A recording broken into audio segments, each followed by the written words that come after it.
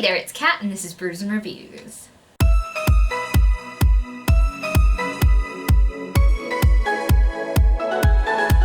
So today I'm going to be bringing you guys a tag video. I was tagged by Harriet Rosie to do her original tag, the genre book tag. So there are 7 questions for this and I'm just going to roll right through them. So the first one is your favourite genres. And I mean, I feel like it is a bit obvious from behind me. Although, I don't know, maybe, I guess. So my overall number 1 favourite genre is fantasy. All types of fantasy, I just really enjoy it. Specifically, probably more adult fantasy, but I do really like a foray into YA fantasy too, so I don't even think you can categorise it that way. But yeah, fantasy as a whole. I really enjoy science fiction as well. That's another one that is one of my faves. And also I really enjoy crime thrillers, which I feel like is a bit random as a tag along because like sci-fi fantasy sort of get grouped together a lot of the time, even though they can be completely different. But like crime thrillers, it's just like, oh, I don't know why I like it, I just do. It's just really good. Question number 2 is your least favourite genres. And for this one I picked literary fiction because I just don't enjoy it at all. Like, I've tried, I was forced to read a couple of lit fic things at uni and I just didn't enjoy it. I mean, if you've got like a good recommendation for me, I mean, feel free to leave it, but there's no promises that I'll ever read it because I just don't particularly enjoy it and I don't particularly find myself actually wanting to pick it up. I think it's just because it's dense and it's very serious and I just don't really have an interest in it. I just feel like dense real world issues are just not really for me and I don't really get behind lyrical writing styles very often, so I find them a bit nah, thank you, no, thank you. Question number 3 is a genre you want to try, and for this one I'm gonna pick horror, because although I have done like a tiny step into horror, I don't feel like I've really gone into the genre, and I don't feel like I've really, like, put my foot into the horror lake. I mean, I don't know, you wouldn't want to put your foot in a lake, especially in a horror book, because like, I mean, something's gonna kill you, but like, ignore that horrible analogy. And yeah, so I really want to try out horror, and there are a bunch of different types out there, so if you've got any really good horror recommendations that are gonna fuck me up and freak me out, I would really appreciate those, because I want to take a step in that direction. Not in a lake though. Question number 4 is a genre that you don't want to try, and for this one I'm gonna pick YA contemporary romance. Specifically YA contemporary romance, like teenagers in high school loving it up and having teenage angsty problems. Now, I appreciate so many people love that, it's just not really for me. I am an old lady at heart and I like adult romances with a bit of smut in them. I don't really appreciate like, and I was going into science class and I didn't like this. I'm fed up of hearing about school. Like, school, I find personally that I really cannot relate to, oh, who do I sit with at lunch today? Oh my god, I need to make this girl jealous because she's dating my ex-boyfriend. It just doesn't resonate with me in any way at all. Especially because most of those books are set in American schools, so I really can't relate.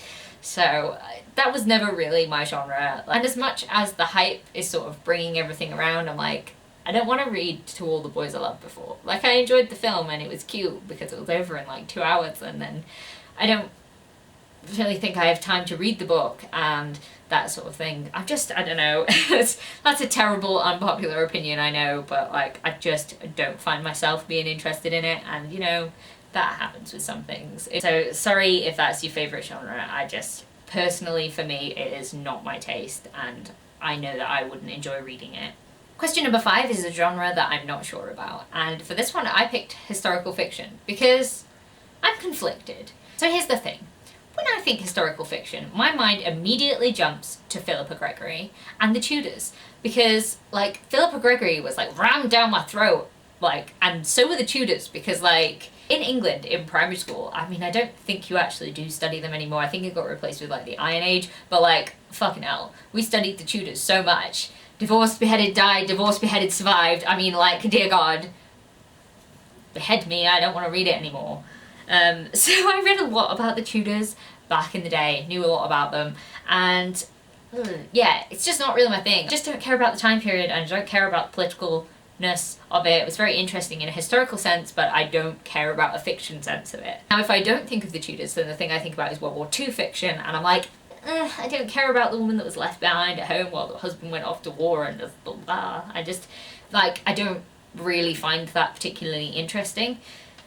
But then, so this is where I get conflicted, because I'm like so against those sort of historical fiction, but then I'm like, kind of like historical fiction that's like ancient historical fiction, because I feel like it feels more fantasy to me, even though it isn't. It's just so far removed from what we actually have and what I actually already know about that I feel like I can actually let my brain escape into the novel. And I think that is the biggest problem, is I know too much about like the more recent time periods and the Tudors.